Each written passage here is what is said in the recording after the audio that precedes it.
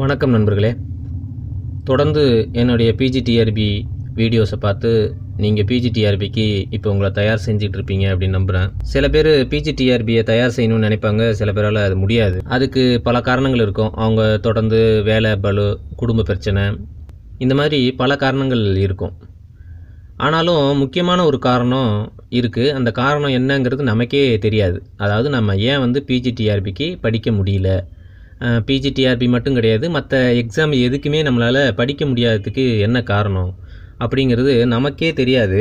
ஆனாலும் அதை நம்ம செஞ்சிகிட்ருப்போம். அப்படி இருக்கிற பல காரணங்களை பற்றி நம்ம தொடர்ந்து வீடியோவில் பேசுவோம். அதில் ஒரு முக்கியமான காரணத்தை பற்றி தான் இன்றைக்கி நான் பேச போகிறேன். அதில் நம்ம ஏற்கனவே நம்ம சைக்காலஜியில் படிச்சிருப்போம், எல்லோரும் படிச்சிருப்பீங்க.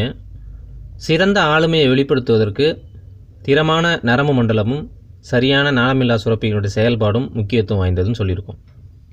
அது ரெண்டுமே நம்ம உடம்புல கரெக்டாக வேலை செஞ்சுதுன்னு சொன்னால் தான் நம்ம ஒரு செயலை சிறப்பாக செய்ய முடியும். நம்ம ஒரு ஆளுமை மிகுந்த மனிதனாக இந்த பூமியில் வாழ முடியும்.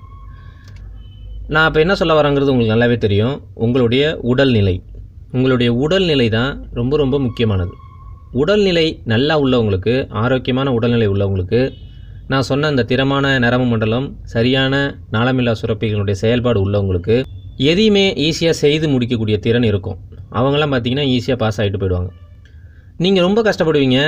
படிக்கணும்னு ஆர்வம், வேலைக்கு போகணுங்கிற எண்ணம், பொருளாதார லெவலில் மிகப்பெரிய மாற்றத்தை கொண்டு வரணும் நம்ம குடும்பத்துக்குங்கிற ஒரு வேட்கை, இது எல்லாமே உங்களுக்கு இருக்கும். ஆனாலும் புக் எடுத்து நம்ம உட்காரும்பொழுது நமக்கு பார்த்திங்கன்னா ஒரு மாதிரி சோர்வு இருக்கும். உடனே கொட்டாய் வரும், தூக்கம் வரும், கொஞ்ச நாள் படுத்தா தேவையில்ல அப்படிங்கிற மாதிரி தோணும். நாளைக்கு படிச்சிக்கலாம் அப்படின்னு தோணும். இது எல்லாமே உங்களுக்கு தோணும், உங்கள் மனசுக்குள்ளே தோணும். அது என்ன செய்யும்னா உங்களை செயல்பட விடாது, உங்களை படிக்க விடாது. சில பேர் சொல்லுவாங்க, கடவுள் எப்படியாவது நமக்கு உட்காந்து படிக்கிறதுக்கு ஒரு நாளைக்கு 2 மணி நேரம் உட்காந்து என்னை படிக்க வச்சுட்டாருன்னா நான் பாஸ் ஆகிடுவோம் அப்படின்னு சொல்லுவாங்க. அந்த 2 மணி நேரம் கூட உங்களை உட்கார விடாது. அது விதின்னு நினச்சிக்காதீங்க, அது உங்களுடைய உடல்நிலை குறைபாடு. அதனால் உங்களுக்கு உடல்நிலையில் நல்ல முன்னேற்றத்தை நீங்கள் கொண்டு வந்தால் அதை கொஞ்சம் கொஞ்சமாக நம்மளால் சரி செய்ய முடியும். ஒன்று டயட், உங்களுடைய சாப்பாடு. உங்களோட சாப்பாடை எல்லா ஃபுட்டும் நமக்கு கிடைக்குதா அப்படிங்கிறத பார்த்துக்கணும். நான் சொல்கிறது இந்த பிஜிடிஆர்பி எக்ஸாம் முடிகிற வரைக்குமாவது, நீங்கள் இந்த எக்ஸாமுக்கு ப்ரிப்பேர் பண்ணுற வரைக்குமாவது இந்த டயட்டை நீங்கள் பார்த்துக்கணும். டயட் அப்படின்னு சொன்னால் ரொம்ப கம்மியாக சாப்பிட்றதுன்னு அர்த்தம் கிடையாது. சரியான உணவை நம்ம எடுத்துக்கிறோமா அப்படிங்கிறத நீங்கள் பார்க்கணும். சரியான தூக்கம், இது ரெண்டும் ரொம்ப ரொம்ப முக்கியம். இது ரெண்டும் இருந்தால் மட்டும்தான் நீங்கள் சாதிக்க முடியும். இது ரெண்டும் இல்லாமல் நீங்கள் எவ்வளோ நாள் உட்காந்து படித்தாலும், எங்கே போய் உட்காந்து படித்தாலுமே கஷ்டம். அதனால் உங்களுக்கு என்ன உணவு தேவை, அதுக்கு நம்ம பொருளாதாரத்தில் அந்தளவுக்கு பெரிய ஆள் கிடையாது. நம்ம தேவையான உணவை வாங்கி சாப்பிட்றதுக்கு ஒன்றுமே இல்லை. நீங்கள் காய்கறிகள் உள்ள அந்த சாப்பாடை சாப்பிட்டாலே போதும். பச்சை காய்கறிகளை அதிகமாக நீங்கள் சாப்பிட்டீங்கன்னா போதும். எல்லா காய்கறிக்காகவும் ஒரு நாள் வச்சுக்கிட்டு ஜூஸ் அப்பப்போ குடிச்சிட்டு வந்தீங்கன்னா போதும். உங்களுக்கு தேவையான நியூட்ரியன்ஸு உடம்புக்குள்ளே எல்லாமே கிடைக்கும். ஹார்மோனல் இன்பேலன்ஸ் இருந்ததுன்னா அதுவும் உங்களுக்கு சரியாயிடும்.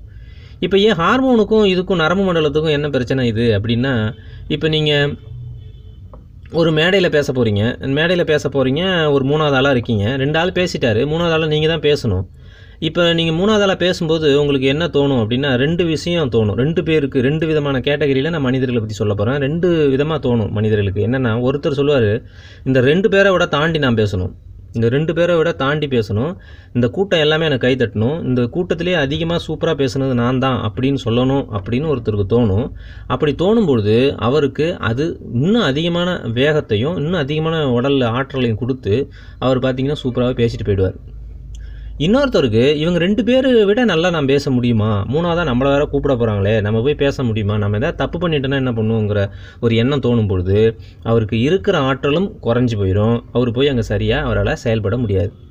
இப்போ இந்த 2 எண்ணம் மட்டும்தான் மனசில் தோணுது. அதில் உடம்புல என்ன தோணுது, மனசில் தான் இந்த 2 எண்ணம் தோணுது. ஆனால் உடம்புக்குள்ளே என்ன தோணுது அவங்களுக்குள்ளே அப்படின்னா, அவங்க நினைக்கும் பொழுது நல்லா பேசணும் அப்படின்னு நினைக்கிறப்ப அட்ரீனல் தூண்டப்படாது.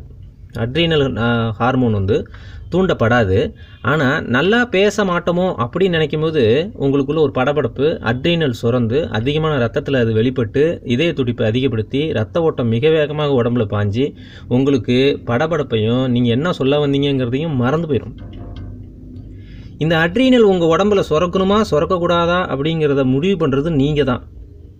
ஃபஸ்ட்டு கேட்டகரியில் சொன்ன ஒரு மனிதன் அவன் நினைக்கிறத படி பார்த்தீங்கன்னா அவனுக்கு அட்ரீனல் சுரக்காது. அதனால் அவனுக்கு ஹார்மோனல் இம்பேலன்ஸ் இல்லாமல் கரெக்டாக பேசிட்டு போயிடுவான். ஆனால் 2வது கேட்டகரி நெகட்டிவ் திங்கிங் பண்ணுறீங்கல்ல, உங்களுக்கு அட்ரினல் சுரந்துரும். அப்படி சுரக்கும்போது உங்களால் சரியாக செயல்பட முடியாது. அப்போ நம்மளுடைய எண்ணம் ரொம்ப ரொம்ப ரொம்ப முக்கியம். நம்ம எண்ணம் எப்படி பாசிட்டிவ் திங்கிங்காக இருந்துச்சுன்னு சொன்னால், நம்ம உடம்புல ஒரு சில கெமிக்கல்ஸ் சுரக்காமலே இருக்கும். நீங்கள் நினைக்கிறது, நீங்கள் மற்றவங்கள்ட்ட பேசுகிறது, மற்றவங்கள்ட்ட நீங்கள் அன்பாக இருக்கிறது, மற்றவங்கள்ட்ட சண்டை போடுறது, இது மாதிரி பல விஷயங்கள் ஏன் நடக்குது அப்படின்னு நீங்கள் யோசிக்கிறப்ப, அது எல்லாமே உடம்புக்குள்ளே அந்த நேரத்தில் நீங்கள் நினைக்கிறத பொறுத்து உடம்புக்குள்ளே சுரக்கிற கெமிக்கலை பொறுத்து தான். எல்லாமே கெமிக்கல்ஸ், வேதி மாற்றம் தான். அந்த கெமிக்கல்ஸ் உள்ளே போனால் அந்த வேலையை தான் காட்டும். அப்போ அந்த கெமிக்கல்ஸை ஒரு சில கெமிக்கல்ஸ் உடம்புல சுரந்தால் நல்லது, ஒரு சில கெமிக்கல்ஸ் உடம்புல சுரக்காமல் இருந்தால் நல்லது. பாசிட்டிவ் திங்கிங்காக இருந்து நம்ம கண்டிப்பாக நம்ம பிஜிடிஆர்பியில் பாஸ் ஆகிடுங்கிற எண்ணம் எப்பயுமே உங்களுக்கு இருந்ததுன்னா, உங்களை ஆப்போசிட்டாக திங்க் பண்ண வைக்கிற, உங்கள் உடம்பை சோர்வடைய வைக்கிற, உங்கள் உடம்புக்கு ஆற்றலை குறைக்கிற எந்த கெமிக்கலும் உடம்புல சுரக்காது. அதுக்கு பதிலாக உங்களுக்கு கூடுதலான எனர்ஜியை கொடுக்குற, ஆர்வத்தை கொடுக்குற கெமிக்கல்ஸ் தான் உங்களுக்கு வேலை செய்யும். அப்படி இருக்கிறப்ப நீங்கள் அதிகமாக படிக்க முடியும். இப்போ இந்த கெமிக்கல்ஸு, இந்த சுரக்கிறது எல்லாமே திறமான நரம்பு மண்டலம் இருந்தால் மட்டும்தான் எல்லா இடத்துக்கும் போய் சேர முடியும். அதனால தான் திறமான நரம்பு மண்டலம் வேணும்னா சரியான சாப்பாடு வேணும். இதெல்லாம் நீங்கள் செஞ்சால் மட்டும்தான் சாதிக்க முடியும். சாதித்தவங்க எல்லாருக்குமே உடல் ஆரோக்கியம் ரொம்ப ரொம்ப முக்கியமானதாக இருந்திருக்கும். உடல் ஆரோக்கியம் இல்லாதவங்க யாராலையும் சாதிக்க முடியாது. சாதிக்கிறது இது ஒரு ரீசனாக, சாதாரண இது ஒரு ரீசனாக இது அப்படின்னு நினைக்காதீங்க. இதுதான் மிக முக்கியமான ரீசன். முதல் ரீசனே தான். நீங்கள் உடம்பு சரியில்லாதப்போ எந்த செயலுமே செய்ய முடியாது. சின்னதாக தலைவலிச்சா கூட உங்களால் எதுவுமே செய்ய முடியாது. சின்னதாக நீங்கள் இன்ஃபீரியாரிட்டி ஃபீலிங் உங்கள் உடம்புக்குள்ளே வந்தாலே நீங்கள் எதுவுமே செய்ய முடியாது. அப்போ இது எதுவுமே உங்கள் மனநிலைக்கும் உடல்நிலைக்கும் எல்லாத்துக்குமே சம்மந்தப்பட்டது. அதில் ஒன்று தான் இந்த பிஜிடிஆர்பிக்கு நீங்கள் படிக்கிற இந்த முடிவும். அதனால் எப்பயுமே பாசிட்டிவ் திங்கிங்காக பண்ணுங்கள். ஆப்போசிட்டு திங்கிங்கை ஏற்படுத்தக்கூடிய கெமிக்கலை உடம்புல சுரக்காமல் பண்ணுங்கள். நல்ல உடல்நிலையை பிஜிடிஆர்பி எக்ஸாம் முடிகிற வரைக்கும் நீங்கள் தொடர்ந்து மெயின்டைன் பண்ணினீங்கன்னா கண்டிப்பாக உங்களால் நிறையா கொஞ்சம் டயத்தில் நிறையா படிக்க முடியும். படித்ததை மறக்காமல் இருக்க முடியும். தொடர்ந்து படிக்க தோணும். அதுவே உங்களுடைய வெற்றி பாதைக்கு அழைச்சி செல்லும். இன்றைக்கு செய்தி உங்களுக்கு பயனுள்ளதாக இருக்கும் அப்படின்னு நான் நம்புகிறேன். இன்னொரு வீடியோவில் உங்களை நான் சந்திக்கிறேன். நன்றி நண்பர்களே.